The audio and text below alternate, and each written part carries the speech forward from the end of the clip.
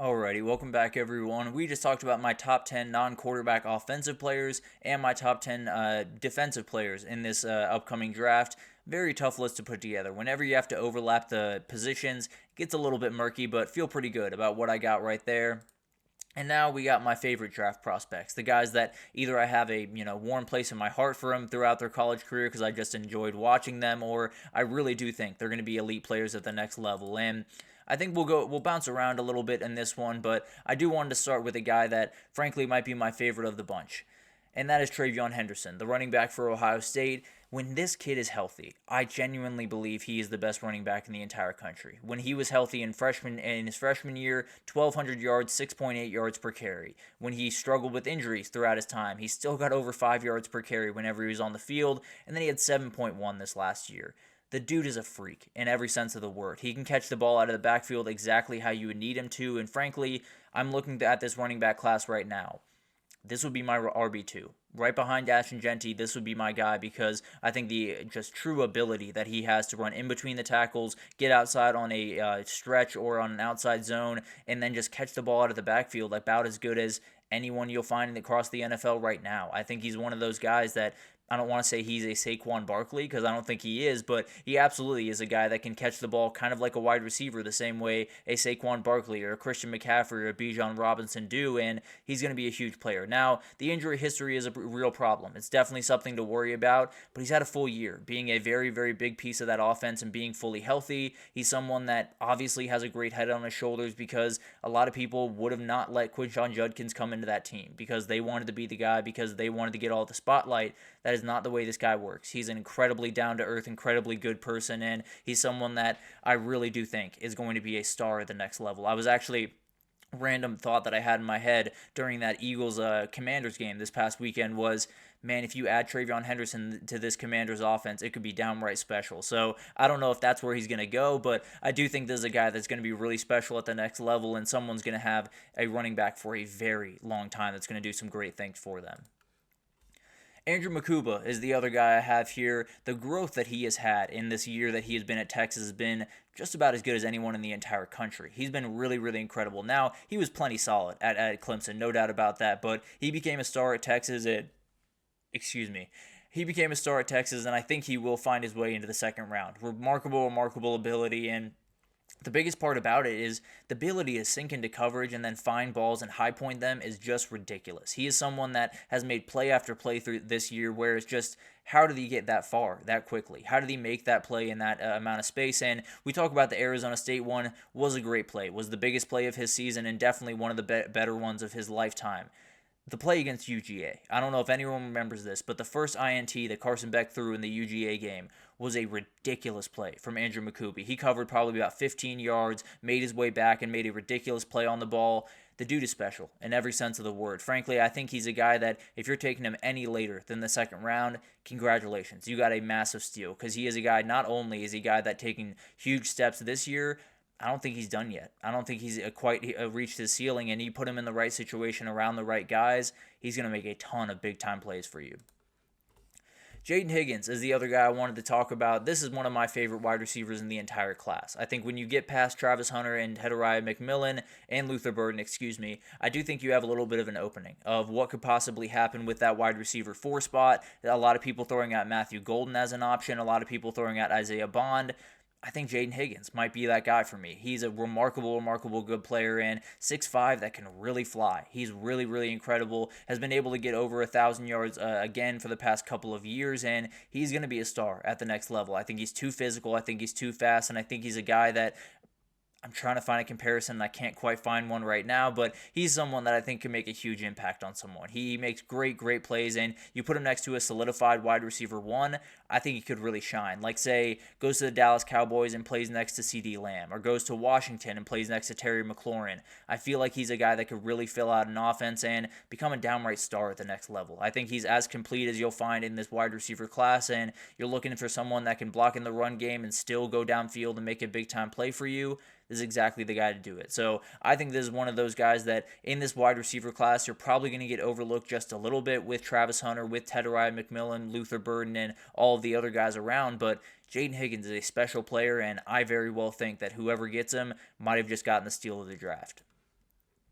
Kobe Bryant is the other guy I want to talk about. Kansas cornerback that has gotten a ton of praise throughout the Senior Bowl tryouts that are going on right now, and we'll break that down probably later in the week, maybe Friday. We'll do a quick breakdown of what's going on at the Senior Bowl and who's standing out and all that different type of stuff, but he is absolutely one of those guys. Now, he is a little bit undersized. Overall, as you look at a corner, not necessarily to the standards that you would love. That being said, the ball skills are just ridiculous. He's kind of like a wide receiver out there playing corner. He is more than happy to run the route for the wide receiver, make a big-time play on the ball, and he's someone that 4 INTs in the past 2 years, a forced fumble in both as well. He is a big-time player. Now, I think there is a little bit of a question of can he handle the physicality of those big-time NFL receivers. That will be something to watch, no doubt about it. But I do think he is a guy that can make some big-time plays for you and maybe be a pick leader on your team in a couple of years.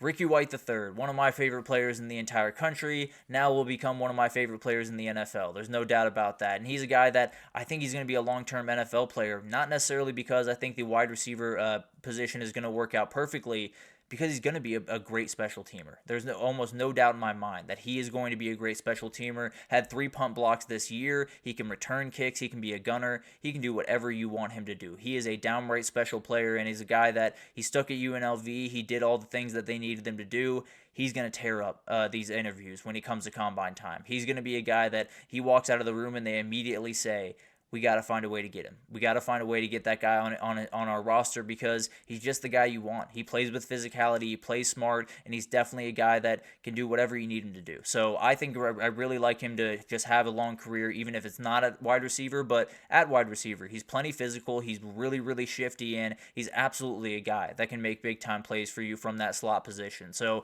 not to say he won't be a great receiver at the next level, but the reality is, if he's not a great receiver, doesn't bury his career by any means. He just slides on over to special teams and probably becomes a multiple-time Pro Bowler at that position.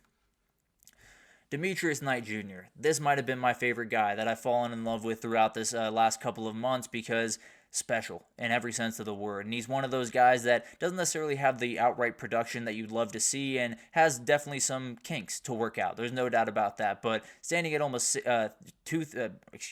almost 250 and 6'1", but the dude flies around. It does not look like he's 250. It looks like he's about 220, 215. It is incredible to watch this guy play football, and he makes play after play. He made that diving pick this past year, I believe against A&M, if I'm not mistaken, but a remarkable, or against Clemson, excuse me. It was the closing play against Clemson. Made that big-time play, and he's a guy where just fit him in wherever you play him. He's an outside linebacker. He's an off-ball linebacker to start, but the reality is he can be an edge rusher if you need him to. I think he can hold down the middle of a defense.